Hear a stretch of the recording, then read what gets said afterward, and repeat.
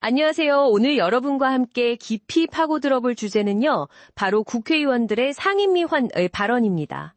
왜 때로는 좀 거친 말들이 오가는 걸까? 그 배경을 다룬 흥미로운 연구 자료를 보내주셨어요. 네, 안녕하세요.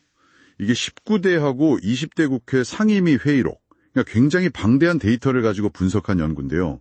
데이터 양이 상당했겠네요. 네, 맞습니다.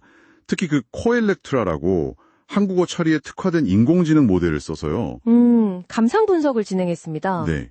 그래서 어떤 특성을 가진 의원들이 좀 더 부정적인, 그러니까 강한 어조의 발언을 많이 하는지 그 경향성을 찾아본 거죠. 그냥 화가 나서 하는 말이 아니라 뭔가 패턴이 있다는 거군요. 그렇죠. 어떤 구조적인 요인이 작용한다는 거고요. 오늘 저희가 바로 그 패턴들, 그러니까 의원들의 이런 발언 뒤에 숨어있는 요인들을 한번 명확하게 짚어보는 게 목표입니다. 자, 그럼 바로 시작해볼까요? 네. 첫 번째로 딱 눈에 띄는 요인이 있었죠. 그 이념 성향. 맞습니다. 연구 결과를 보면요.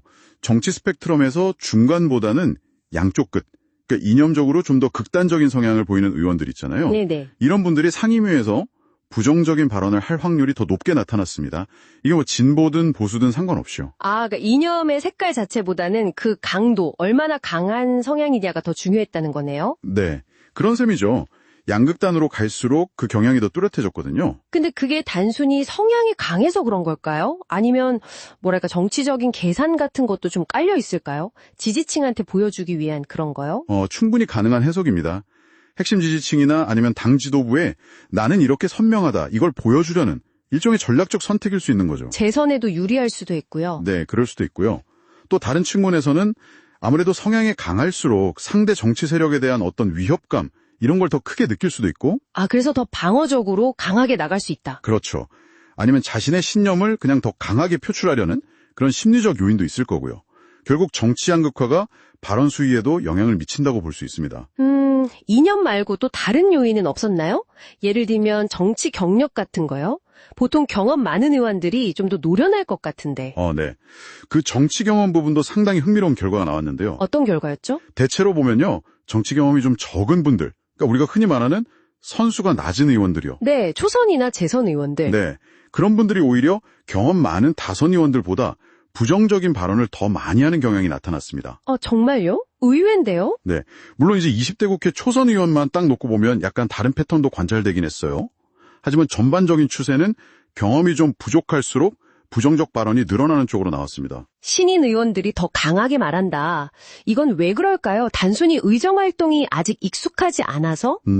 그것보다는 다른 요인이 더 커 보이는데요. 정치 신인 입장에서는 아무래도 자기 존재감을 빨리 좀 알려야 하잖아요. 그렇죠. 인지도가 중요하니까. 네. 당내 입지도 다져야 하고요. 근데 다선 의원들에 비해서는 주목받기가 좀 어렵죠. 네, 아무래도 그렇죠. 그러니까 좀 더 센 발언, 강한 발언을 통해서 언론이나 유권자, 또 당 지도부의 관심을 끌려는 그런 주인이 작용하는 것 같아요. 어떻게 보면 약간 손쉬운 방법이라고 생각할 수도 있겠네요. 인지도 높이는. 네, 뭐 그렇게 볼 수도 있겠죠. 일종의 지름길처럼 여겨질 수도 있는 거고요. 그렇군요. 자, 그럼 마지막 요인으로 넘어가 볼까요? 의원이 속한 정당의 상황. 예를 들어 다수당이냐 아니면 소수당이냐. 이것도 영향을 미쳤나요? 네, 그것도 아주 중요한 변수였습니다. 분석 결과를 보면 국회 내에서 소수당에 속한 의원들이 다수당 의원들에 비해서 부정적인 발언을 할 가능성이 더 높았어요. 소수당 의원들이 더요? 네. 이건 뭐 소수당이 처한 어떤 구조적인 위치랑 관련이 깊다고 봐야겠죠. 아무래도 숫자가 적으니까 목소리를 더 크게 내야 한다. 뭐 이런 걸까요? 맞습니다. 의회 운영 과정에서 보면 수적으로 불리하잖아요. 네. 그러니까 다수당이나 정부를 좀 효과적으로 견제하고 또 자기들 주장을 관철시키려면 어쩔 수 없이 더 공격적인 언어를 사용할 유인이 커지는 거죠. 일종의 투쟁 전략 같은 거네요. 네. 그리고 또 당 내부적으로 보면요. 결속력을 다지거나 지지층을 동원하는 수단으로 이런 강한 발언을 활용하기도 하고요. 우리 편 모여라 이런 신호로도 쓰이는군요. 그렇죠. 특히 우리나라 정치가 정당 중심 문화가 강하고 여야 대립 구도도 뚜렷하잖아요. 이런 환경 속에서 소수당의 이런 경향이 더 두드러지게 나타나는 것 같습니다. 자, 그럼 정리를 한번 해보죠. 연구 결과를 종합해보면 의원의 이념 성향이 좀 더 극단에 가까울수록, 그리고 정치 경험이 상대적으로 적을수록, 마지막으로 소속 정당이 소수당일수록 이럴 때 상임위에서 좀 더 부정적이거나 강한 발언을 할 가능성이 높다. 이렇게 요약할 수 있겠네요. 네, 정확합니다. 연구 결과는 그렇게 나왔고요.